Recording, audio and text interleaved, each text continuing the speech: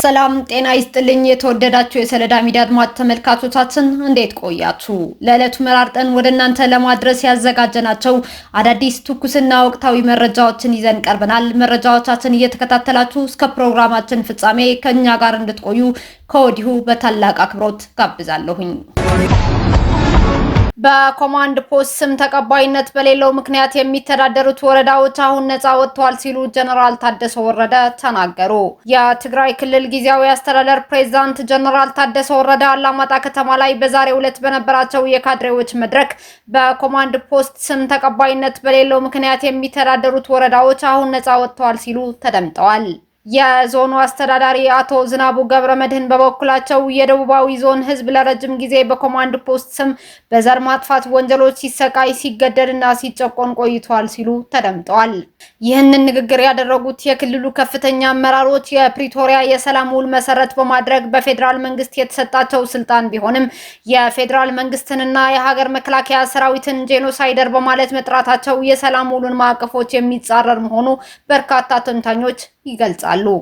ለአመታት የኢትዮጵያ መከላከያ ሰራዊት ባላማጣ ከተማ የቆየ ቢሆንም የህወሓት አንጃው ቡድን በጸለምት በኩል ጥር ወር ላይ በከፈተው ድንገተኛ ጥቃት ምክንያት መከላከያ ሰራዊት አላማጣ ከተማን ለቆ መውጣቱ ይታወሳል።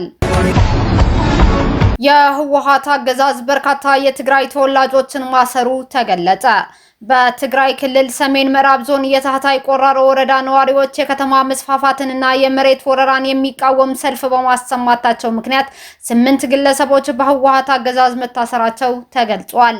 አቶ ሸዊት አባይ፣ ዶክተር አለም ነጋሽ፣ አቶ ገሹ ነጋሽ፣ አቶ ኃይለ ገብረ ማርያም፣ አቶ ይትባረክ ኃይሌ፣ አቶ ክብሮም በርሄ፣ አቶ ቢኒያም መኮንን እና ወዲ ጽጌ ኃይሉ የተባሉ ግለሰቦች በአገዛዙ መታሰራቸውም ነው የተገለጸው።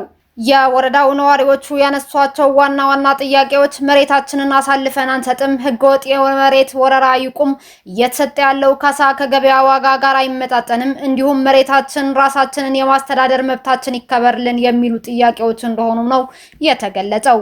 የህወሓት አገዛዝ በርካታ የትግራይ ተወላጆች የማሰር ስራም ቀጥሎበት ይገኛል።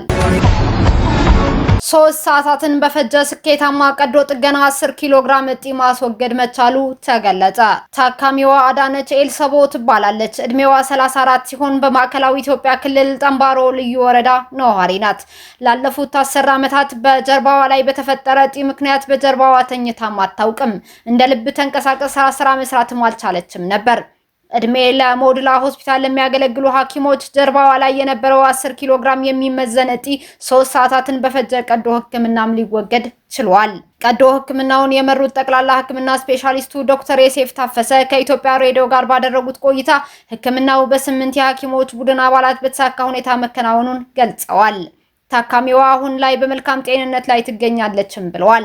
መሰል እጢ በተፈጥሮ ሰውነት ውስጥ ያለ የስብ መጠን እያደገ ሲመጣ የሚከሰት እንደሆነ ነው ሐኪሙም ያብራሩት። ሙዳላ ሆስፒታል ከ2008 ዓ.ም ጀምሮ አገልግሎት መስጠት የጀመረ ቢሆንም መሰል ቀዶ ሕክምና ሲያከናውን ለመጀመሪያ ጊዜ እንደሆነ የሆስፒታሉ ስራ አስኪያጅ አቶ አማረ በየነ ተናግረዋል። ታካሚዋ የማህበረሰብ ጤና አገልግሎት ተጠቃሚ በመሆኗ በአነስተኛ ወጪ መታከም መቻሏንም ተገልጿል። በሀገረ ሶማሊያ የተከሰተውን የፖለቲካ ቀውስ ተከትሎ በርካታ ሚኒስትሮች በፍቃዳቸው ስልጣናቸውን ለቀቁ። ባለፈው ሳምንት በምስራቅ አፍሪካዊቷ ሀገር ሶማሊያ ከፍተኛ የፖለቲካ ውጥረት መከሰቱን ተከትሎ የደቡብ ምዕራብ ግዛት ባለስልጣናትም ከሀገሪቱ ፌዴራል መንግስት ጋር ያላቸው ግንኙነት እያቋረጡ እንደሆነ ተነግሯል። በፈቃደኝነት ከስልጣን የለቀቁት ባለስልጣናት የሀገሪቱ ውሃ ሀብት ሚኒስቴር ሚኒስትር ዴኤታ፣ የኢንቨስትመንት ፕላንና ኢኮኖሚ ልማት ሚኒስቴር ምክትል ሚኒስትር፣ የሀገሪቱ የውጭ ጉዳይ ሚኒስቴር ምክትል ሚኒስትር፣ የንብረትና የአየር ለውጥ ሚኒስቴር ምክትል ሚኒስትር እንዲሁም የሶማሊያ ኢነርጂ ሚኒስቴር ምክትል ሚኒስትር መሆናቸው ሂራን ኒውስ ዘግበዋል። ባህሬንና 19 ሀገራት በኢራን ላይ ጠንካራ ጥምረት መሰረቱ። የባህሬን መንግስት ከአውሮፓና ኤሲያ ከተውጣጡ 19 አጋር ሀገራት ጋር በመሆን ስልታዊ ጠቀሜታ ባለው የሆርሙዝ የባህር ወሽመጥ ላይ ጥብቅ የደህንነት እርምጃ ለመውሰድ ዝግጁ መሆኑን አስታውቋል። ይህ ሰፊ ጥምረት ዩናይትድ ኪንግደም፣ ፈረንሳይ፣ ጀርመን፣ ጃፓን፣ ካናዳ እና ደቡብ ኮሪያን ጨምሮ በርካታ የአውሮፓ ሀገራትን ያቀፈ እንደሆነም ተገልጿል። ጥምረቱ ኢራን በንግድ መርከቦች እና በሲቪል መሰረተ ልማቶች ላይ የምታደርሰውን ጥቃት እንዲሁም የባህር ላይ መስመሮች መቋረጥን በጽኑም ኮንኗል። ኢራን የባህር ላይ ፈንጂዎችን ከመቅበር የድሮንና የሚሳኤል ጥቃቶችን ከመሰንዘር በአስቸኳይ እንድትቆጠብም ጥሪ አቅርበዋል። ኢራን በቀጠናው መረጋጋትን ለመመለስ የተባበሩት መንግስታት ድርጅት የጸጥታው ምክር ቤት ውሳኔ ቁጥር 2817ን እንድታከብርም አሳስበዋል። ይህ ጥምረት መስተጓጎሉ የሚቀጥል ከሆነ በኢራን ላይ ተጨማሪና ጠንካራ እርምጃዎች ሊወስዱ እንደሚችሉ ግልጽ ማስጠንቀቂያም ሰጥቷል። የዓለም የኤነርጂ ማጓጓዣ ቁልፍ በሆነው በዚህ ቀጠና ላይ የተደቀነው ስጋት የዓለምን ትኩረትም ስቧል። በቼክ ሪፐብሊክ የሚገኘው የእስራኤል ግዙፍ የጦር መሳሪያ ማምረቻ በፈነዳ እሳት ወደመ። በቼክ ሪፐብሊክ የሚገኝና ከእስራኤሉ ግዙፍ የጦር መሳሪያ አምራች ኤልቢት ሲስተምስ ጋር ግንኙነት ያለው ተቋም በከፍተኛ እሳት መውደቡን አልጀዚራ ዘግበዋል። በማለዳው በተፈጸመው በዚህ ጥቃት በቼክ ኩባንያና በኤልቢት ሲስተምስ በጋራ የሚንቀሳቀሱ በርካታ ህንፃዎች ሙሉ በሙሉ ወድመዋል። ኤልቢት ሲስተምስ እስራኤል በጋዛና በኢራን እንደምታካሄደው ጦርነት የምድርና የአየር መሳሪያዎችን የሚያቀርብ ዋነኛ የጦር መሳሪያ አቅራቢ መሆኑም ይታወቃል።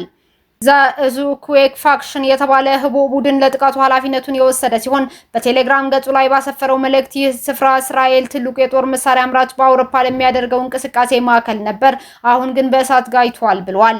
ቡድኑ አክሎም በክፋት ጠረን በተከበበው አውሬ ሆድ ውስጥ እንገኛለን ካለ በኋላ ተባባሪ የሆኑ ዓለም አቀፍ መንግስታትን ለመለመን ጊዜ እንደሌለውና የመግደያ መሳሪያዎቻቸውን ለማክሸፍ አስፈላጊውን እርምጃ እንደሚወስድም ዝቷል።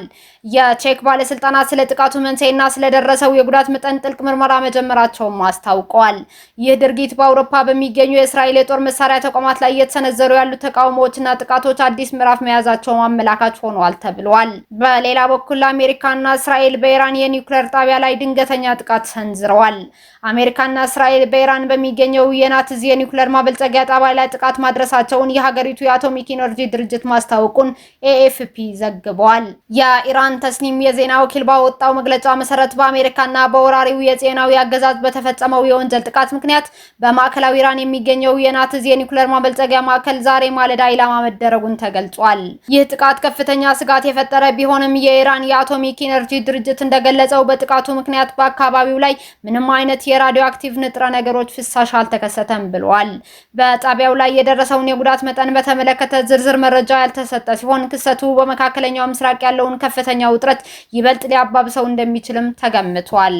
እስካሁን አብራችሁን ከኛ ጋር ስለነበራችሁ እያመሰገንኩኝ በሌሎች መረጃዎች እስክንመለስ እንደተለመደው የሶለዳ ሚዲያ ቤተሰብ በመሆን ላይክ፣ ሼር፣ ሰብስክራይብ ማድረጋችሁን አትርሱ። አዳዲስ ትኩስና ወቅታዊ መረጃዎቻችን በቶሎ እንዲደርሷችሁ የደወል ምልክቷን ይጫኑ። ስኬት፣ ድልና ሰላም ለኢትዮጵያውያን። ሶለዳ ሚዲያ